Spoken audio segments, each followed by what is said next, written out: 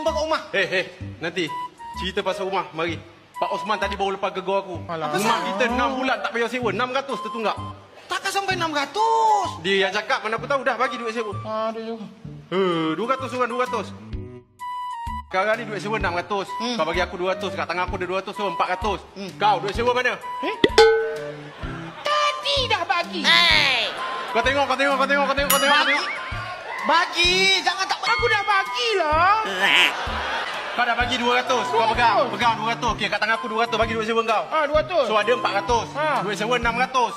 Itu baru bayar. Kau duit sewa mana? Kau tengok. Apa ni? Bayarlah. Aku dah bagi. Bila? Tadi. Aku tengok. Dah. Korang jangan gaduh. Tadi kau bagi berapa? 200. Aku ambil balik duit kau. Ni tadi aku bagi 200 duit aku. Betul. Sekarang sewa rumah 600. Ni Betul. duit sewa kau mana? Dia tanya duit sewa kau mana? Bukan dia kau. Bukan kau, aku. Duit sewa aku mana? Memang duit sewa kau yang tanya. Gaji tak masuk lagi.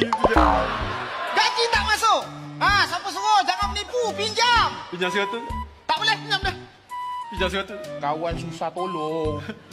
Lagi 100 cukup 100. Lain kali duit sewa bayar. Alhamdulillah. Sekarang duit sewa aku dah ada 200. Duit sewa kau mana? 200.